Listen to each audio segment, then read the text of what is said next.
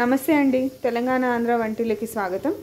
ఇవాళ మనం పప్పడికాయతో కూర చేసుకోవడం ఎట్లనో చూసుకుందాం। పప్పడికాయ మినపప్పు కాంబినేషన్ లో కర్రీ అండి, చాలా బాగుంటది। పప్పడి పండు కూడా తింటారు కదా, అట్లా పండు పెద్దగా ప్రిఫర్ చేయని వాళ్ళు ఇట్లా పప్పడికాయతో కూర చేసుకోవచ్చు। హెల్తీ యాంటీ ఆక్సిడెంట్ ప్రాపర్టీస్ ఎక్కువ ఉంటాయి కాబట్టి డెఫినెట్ గా తినండి, హెల్త్ కి బాగుంటది, టేస్ట్ కూడా ఉంటది। ఇందులో మనం ఒక మీడియం సైజ్ పప్పడికాయ తీసుకుంటాము।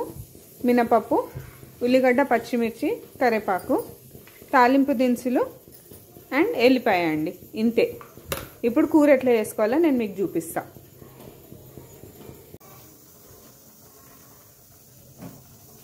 ముందు ఒక బాండీలో ఆయిల్ వేసుకుందామండి కొంచెం।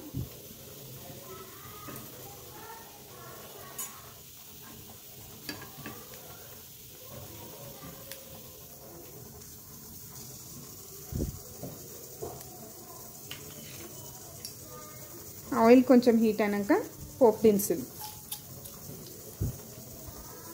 ఆవాలు, జీలకర్ర, ఎండుమిర్చి,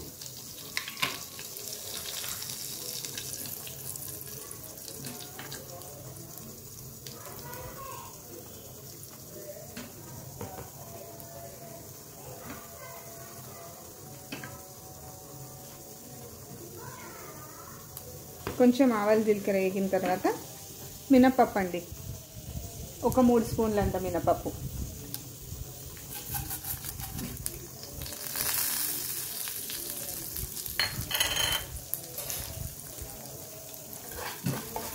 మంచిగా ఇది వేయించుకోవాలి ఇప్పుడు లో ఫ్లేమ్లో।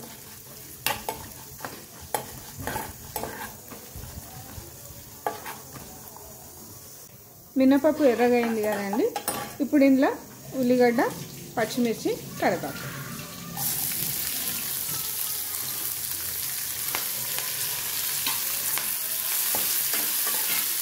ఇది మంచిగా వేయించుకుందామండి।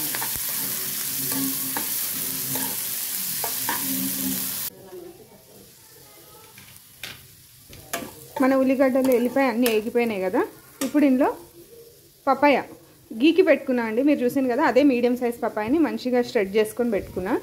కట్ చేసుకొని కూడా వేసుకోవచ్చు, కాకపోతే ఏంటంటే ఒక్కసారి బాయిల్ చేసుకోవాలి మంచిగా ఉడకాలంటే, ఇట్లా గీకేసుకొని వేసుకుంటే మంచిగా ఉడికిపోతుంది। మీరు గీకేసుకుంటే ఎట్లా రాడిష్ ఉంటుంది కదా మన ముల్లంగి, సేమ్ ఎగ్జాక్ట్గా అట్లానే ఉంటుంది।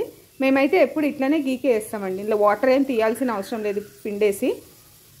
ఇది గీకేసుకున్న పపాయ ఇందులో వేసుకుందాం ఇప్పుడు।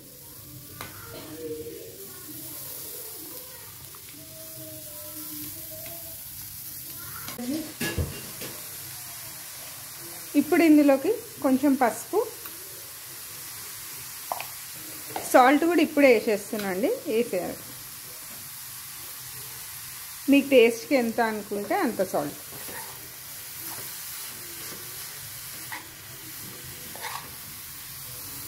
ఒకసారి ఇట్లా మంచిగా కలుపుకోవాలండి,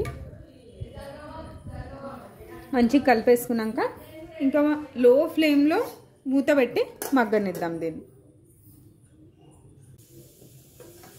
మనం కూర చూసుకుందామండి, మంచిగా ఎగిపోయింది చూడండి।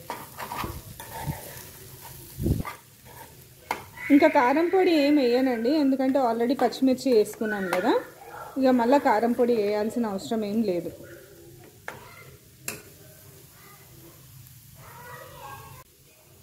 ఇప్పుడు కొంచెం మసాలా పొడి వేసుకుందాం। ఒకలాంటి మైల్డ్ స్వీట్నెస్ ఉంటుంది కదా పపాయాలో, కొంచెం అది క్యామోఫ్లాజ్ కొంచెం కవరప్ అవ్వాలి అంటే కొంచెం మసాలా పొడి వేసుకుంటే బాగుంటుందండి।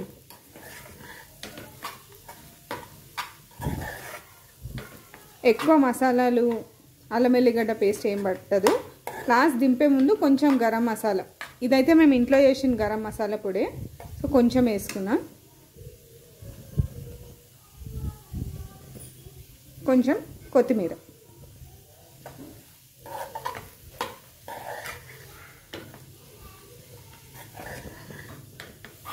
అంతే అండి, స్టవ్ ఆఫ్ చేసుకుందాం ఇంకా। అంతే అండి, మన పప్పడికాయ కూర రెడీ అయిపోయినట్టే।